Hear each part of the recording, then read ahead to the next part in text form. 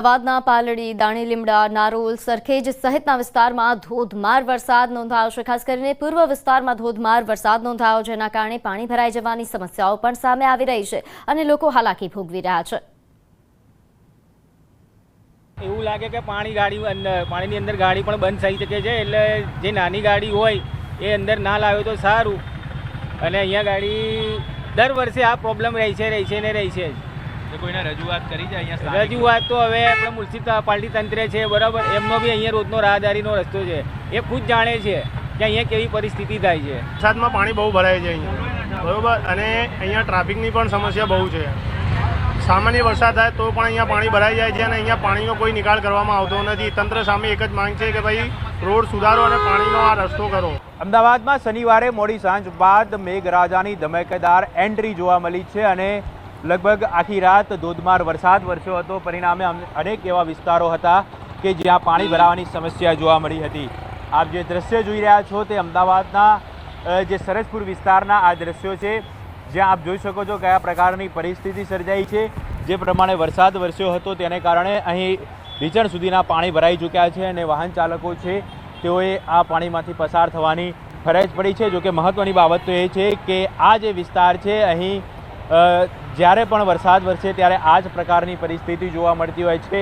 સામાન્ય વરસાદની અંદર પણ અહીં પાણી ભરાઈ જતા હોય છે। અનેક વખત રજૂઆત કરી છે, અનેક વખત જવાબદાર અધિકારીઓ દ્વારા અહીં મુલાકાત પણ કરવામાં આવી છે, પરંતુ આ જે સમસ્યા છે તેનું હજી સુધી કોઈ પણ નિરાકરણ આવ્યું નથી। કેમેરામેન હિરેન શાહ સાથે ઋત્વિજ સોની, ન્યૂઝ 18 ગુજરાતી, અમદાવાદ। તો આ તરફ સુરત જિલ્લામાં અને ઉપરવાસમાં ભારે વરસાદના કારણે કીમ નદી બે કાંઠે વહેતી થઈ। માંગરોળના મોટા બોરસરા ગામે કીમ નદીનો હાઈ બેરલ બ્રિજ એ પાણીમાં ડૂબી ગયો। કીમ નદીથી 20 ફૂટની ઊંચાઈ પર બ્રિજ બાંધવામાં આવ્યો છે। કીમ નદીમાં ભારે પાણીની આવક થતાં ખેડૂતો ખુશખુશાલ થયા। પાણી જોવા માટે સ્થાનિકો પણ નદી કાંઠે પહોંચ્યા। તો સુરત જિલ્લામાં અને આસપાસના ઉપરવાસના વિસ્તારોમાં જે ભારે વરસાદ નોંધાયો તેના કારણે કીમ નદી બે કાંઠે વહેતી થઈ હોય તેના દ્રશ્યો પણ સામે આવ્યા છે। અહીં કીમ નદીનો હાઈ બેરલ બ્રિજ પણ પાણીમાં ધોવાઈ ગયો। જોકે નદીમાં પાણી આવતા નદી બે કાંઠે થતાં સ્થાનિકો નદી જોવા માટે ઉમટી પડ્યા હતા। નોંધનીય છે કે આ વિસ્તારમાં ભારે વરસાદથી ખેડૂતો પણ ખુશ છે। તો ગુજરાતમાં 24 કલાકમાં 181 તાલુકામાં વરસાદ। સૌથી વધુ બનાસકાંઠાના વડગામમાં 7.52 ઇંચ વરસાદ, તો મોડાસામાં 6.22 ઇંચ, તલોદમાં 5.31 ઇંચ વરસાદ નોંધાયો। આ ઉપરાંત સિદ્ધપુરમાં પણ 5.16 ઇંચ વરસાદ નોંધાયો છે। કપરાડામાં 4.92 ઇંચ વરસાદ અને દહેગામમાં 4.80 ઇંચ વરસાદ પડ્યો। આ તરફ કઠલાલમાં પણ 4.17 ઇંચ વરસાદ ખાબક્યો હતો। મહેસાણામાં 3.98 ઇંચ વરસાદ નોંધાયો, તો લુણાવાડામાં 3.90 ઇંચ વરસાદ પડ્યો છે। સાથે અહીં ધરમપુરમાં 3.78 ઇંચ અને પ્રાંતિજમાં 3.66 ઇંચ વરસાદ નોંધાયો। રાજ્યના 72 તાલુકામાં 1 ઇંચથી પણ વધુ વરસાદ વરસ્યો।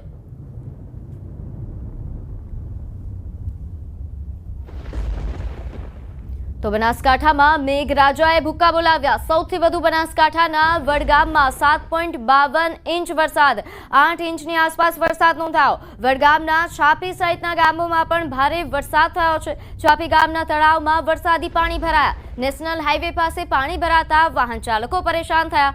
છાપી વીરમાયાનગરની પ્રાથમિક શાળા અને 66 કેવી સબસ્ટેશન વિસ્તારમાં પાણી ભરાતા અહીં હાલાકી ભોગવવાનો વારો આવ્યો। આ વિસ્તાર જાણે પાણીમાં ગરકાવ થયા હોય તેવા પ્રકારના દ્રશ્યો સામે આવ્યા છે। તો વડગામમાં ધોધમાર વરસાદ વરસ્યો। અહીં ડીસામાં 4.5 ઇંચ વરસાદ નોંધાયો। દાંતીવાડામાં 3 ઇંચ વરસાદ નોંધાયો, તો પાલનપુરમાં 2.5 ઇંચ વરસાદ નોંધાયો। આ ઉપરાંત ધાનેરામાં પણ 2 ઇંચ જેટલો વરસાદ નોંધાયો હોવાની વિગત।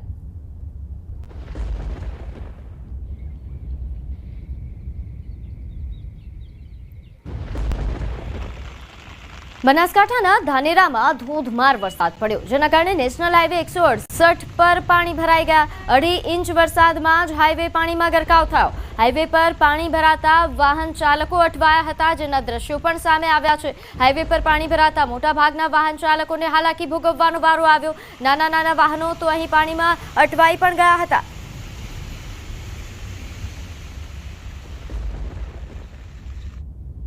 બનાસકાંઠા જિલ્લામાં જે વરસાદ વરસી રહ્યો છે તેને લીધે પાણી ભરાવાના પણ શરૂ થઈ ગયા છે। અત્યારે અમે છીએ નેશનલ હાઈવે નંબર 168 એ પર કે જ્યાં પાણી ભરાવાની શરૂઆત થઈ છે અને પાણી ભરાવાના લીધે જે વાહન ચાલકો છે તે અત્યારે મુશ્કેલીમાં મુકાઈ રહ્યા છે। આ નેશનલ હાઈવે એ ગુજરાતથી રાજસ્થાનને જોડતો નેશનલ હાઈવે છે, જે ધાનેરાથી સાચોર અને જાલોર જિલ્લાને જે જોડે છે અને તેના પર જ અત્યારે પાણી ભરાઈ જવાના લીધે એક તરફનો રસ્તો જે છે તે અત્યારે બંધ જોવા મળી રહ્યો છે, ત્યારે બીજા તરફના રસ્તાઓ પરથી વાહનો પસાર થઈ રહ્યા છે। દર વખતે આ નેશનલ હાઈવે પર પાણી ભરાઈ જવાના લીધે વાહન ચાલકો તેમજ આજુબાજુના જે લોકો છે તેમને મુશ્કેલીનો સામનો કરવો પડતો હોય છે। અનેકવાર નેશનલ હાઈવે ઓથોરિટીને તેમજ નગરપાલિકાને લોકો દ્વારા રજૂઆત કરવામાં આવે છે, છતાં પણ જે છે તે પાણીનો નિકાલ ન થતાં અને નગરપાલિકાની પ્રી મોન્સૂન પ્લાનિંગ છે તે પણ અત્યારે આ વરસાદમાં ફેલ જોવા મળી રહી છે, તેને લઈને લોકોમાં પણ રોષ જોવા મળી રહ્યો છે। કિશોર તુવર, ન્યૂઝ 18 ગુજરાતી, બનાસકાંઠા। તો આ તરફ બનાસકાંઠાના પાલનપુરના કાણોદર નજીક હાઈવે પર પાણી ભરાયા। પાલનપુર અમદાવાદ હાઈવે પર પાણી ભરાયા છે, જ્યાં ઘૂંટણસમાં પાણી ભરાતા હાઈવેની બંને તરફ અહીં ઘૂંટણસમાં પાણી ભરાતા વાહન ચાલકો અટવાયા। નાના વાહનોના ચાલકો પાણીમાંથી પસાર થવાનું ટાળી રહ્યા છે। ધોધમાર વરસાદના પગલે પાલનપુર અમદાવાદ હાઈવે પર અનેક જગ્યાએ પાણી ભરાયા છે। હાઈવે પર પાણી ભરાઈ જતા અનેક વાહનો બંધ પડી ગયા, તો જેના કારણે વાહન ચાલકોમાં રોષ ફેલાયો।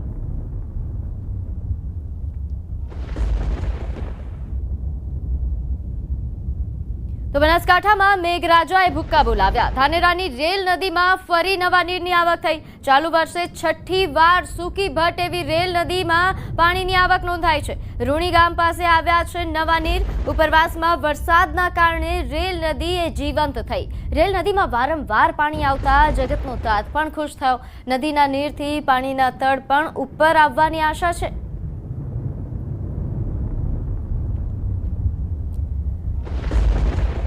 તો બપોરે 1 વાગ્યા સુધી અમદાવાદ વાસીઓ સાવધાન રહેજો। બપોરે 1 વાગ્યા સુધી 8 જિલ્લા ખૂબ જ સાવધાન રહે તેવા પ્રકારની આગાહી છે। અમદાવાદ સહિત 8 જિલ્લામાં રેડ એલર્ટ છે। બપોરે 1 વાગ્યા સુધી 8 જિલ્લામાં અત્યંત ભારે વરસાદ થઈ શકે। 20 જિલ્લામાં યલો એલર્ટ પણ જાહેર કરવામાં આવ્યું છે। તો મહત્વના સમાચાર, અમદાવાદ સહિતના જિલ્લાઓમાં રેડ એલર્ટ આપવામાં આવ્યું છે। 8 જેટલા જિલ્લાઓમાં રેડ એલર્ટ છે। આ ઉપરાંત 20 જિલ્લામાં યલો એલર્ટ।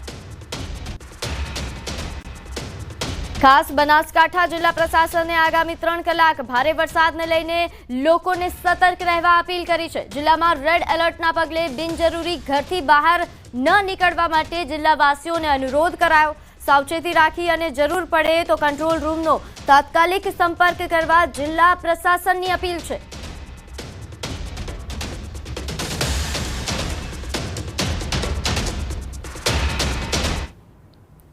તો 3 ઇંચ વરસાદમાં ધાનેરા શહેરે પાણી જોવા મળી રહ્યું છે। ધાનેરાની હિંગળાજ નગર સોસાયટીના રસ્તા આગળ વરસાદી પાણી ભરાઈ જવાના લીધે લોકોને મુશ્કેલીનો સામનો કરવો પડી રહ્યો છે। દર વર્ષની જેમ આ વર્ષે પણ હિંગળાજ નગર સોસાયટી આગળ પાણી ભરાઈ જતા નગરપાલિકા સામે પણ અનેક સવાલો ઊભા થઈ રહ્યા છે। નગરપાલિકા દ્વારા લાખોના ખર્ચે પ્રી મોન્સૂન પ્લાનિંગ હેઠળ અનેક ગટરો અને નાળાઓની સફાઈ કરવામાં આવી હતી, પરંતુ નગરપાલિકાની કાગળ પર પ્રી મોન્સૂન પ્લાનિંગ જોવા મળી રહી છે, જ્યારે ભૂગર્ભ ગટરો બેક મારતા રોડ રસ્તાઓ પર પાણી ભરાઈ ગયા છે, જેના કારણે અહીં પ્રી મોન્સૂન જે કામગીરી છે તેના પ્લાનિંગ પણ પાણીમાં ગરકાવ થયો હોય તે પ્રકારનું લાગી રહ્યું છે। જ્યારથી ધાનેરા નગરપાલિકામાં વહીવટદાર તરીકે મામલતદાર આવ્યા છે ત્યારથી જ ધાનેરા શહેરી વિસ્તારમાં પાણી ભરાઈ જવાથી લોકો પરેશાન જોવા મળી રહ્યા છે। માત્ર 3 ઇંચ વરસાદમાં જ શહેર પાણી થઈ ગયું છે અને શહેરના અનેક વિસ્તારો છે કે જ્યાં રોડ રસ્તાઓ પર પાણી ફરી વળતા જનજીવન પર સીધી અસર જોવા મળી રહી છે। દર વર્ષે નાનકડો વરસાદ આવે તો અહીંયા ગટરને ખૂબ ઉભરાઈ જાય છે। નાગરિકો એટલી પરેશાન થાય છે કે ખરેખર હાડવામાં એટલી બધી તકલીફ પડે છે કે બાળકો સ્કૂલે જતા કે ગમે તે અવર જવર કરતો હોય, કોઈને અપડાઉન કરતો હોય એના બધા રસ્તા બ્લોક થઈ જાય છે અને ખૂબ જ મુશ્કેલી પડે છે। રસ્તામાં પાણી, ખગરમાં પાણી, હેડવા જેવી ફૂલ તકલીફ છે। એ બધા રસ્તા નગરપાલિકા પાણીના રસ્તા હિંગળાજમાં આવી જાય, હિંગળાજની સીધું મારા ખેતરમાં મારા ખેતરમાં પાણી પૂરું ભરાયેલું પડે તો પૂરી મુશ્કેલી છે. બનાસકાંઠાના ધાનેરામાં 3 ઇંચ વરસાદમાં જ સમગ્ર શહેર પાણી જોવા મળી રહ્યું છે. અત્યારે અમે છીએ હિંગળાજનગર સોસાયટીના રસ્તા આગળ કે જ્યાં પાણી ભરાઈ જવાના લીધે વાહન ચાલકોને તેમજ જે સ્થાનિક લોકો છે તેમને મુશ્કેલીનો સામનો કરવો પડી રહ્યો છે. દર વર્ષે વરસાદની અંદર પાણી ભરાઈ જાય છે અને ભૂગર્ભ ગટરો છે તે અત્યારે બેક મારી રહી છે. તેના લીધે વરસાદી પાણી અને ગટરોના પાણી રોડ ઉપર ભરાઈ જતા રોડ ઉપર જાણે નદી ચાલી રહી હોય તેવા દ્રશ્યો અત્યારે જોવા મળી રહ્યા છે.